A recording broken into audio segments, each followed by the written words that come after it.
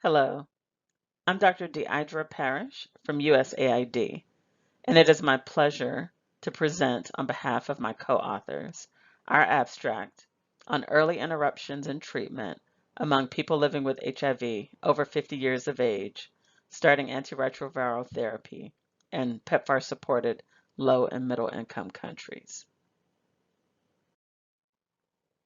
The worldwide cohort of people living with HIV is aging.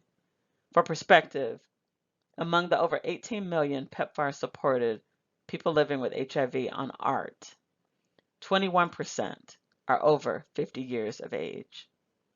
Nearly half are over 40, which portends a growing shift to an older PLHIV population. This slide breaks down age of people living with HIV by country and region, with the percent in green representing people over 50. You can see on the left that the Dominican Republic and Botswana already have 30% of their HIV population over 50. Several other countries are in the high 20% ranges. Notice also the large proportion of 40 to 49-year-olds represented in the royal blue bar. Given the increasing importance of this age group, we sought to examine indicators related to continuity of treatment.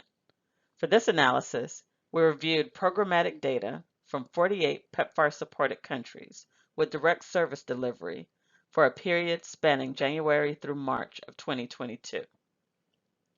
Senegal was excluded from analysis due to incomplete reporting.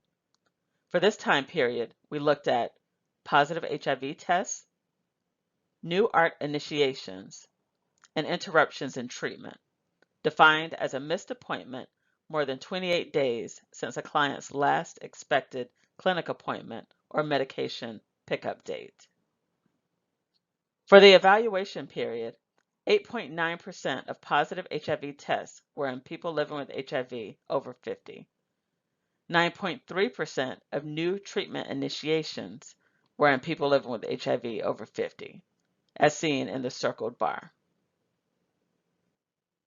When looking at interruptions in treatment, we found that people living with HIV over 50 accounted for 14% of all PLHIV experiencing interruptions in treatment. This graph depicts the number indicated by the bars and the percentage indicated by the circles of interruptions in treatment by age bands. On the far right, you can see that the total interruption in treatment percentage for the 50-plus group, the blue circle, was the lowest among all the age groups at 1.7%. This means that 1.7% of people living with HIV over 50 experienced an interruption.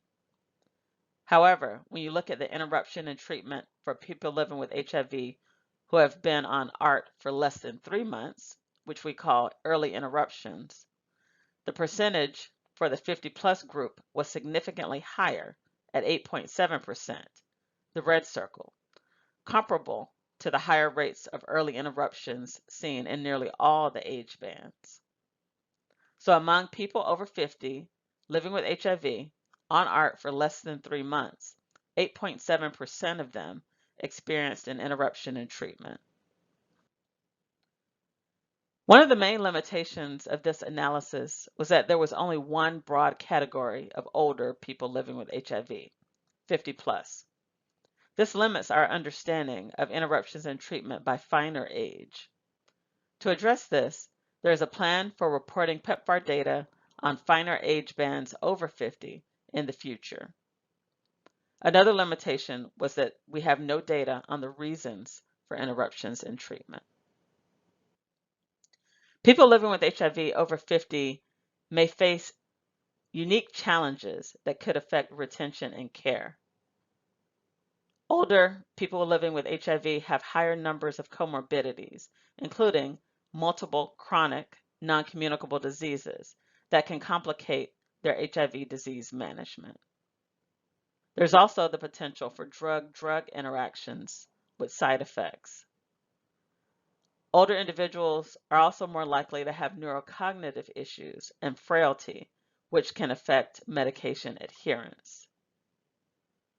To address some of these issues, Botswana is implementing an integrated package of services aimed at improving retention and care and continuity of treatment for older people living with HIV. In conclusion, we found that people over 50 years of age continue to be at risk of acquiring HIV. PLHIV over 50 years experience high rates of early interruption in their first months on ART. And interventions that can address the unique challenges of older people living with HIV may improve retention and care and continuity of treatment. Thank you.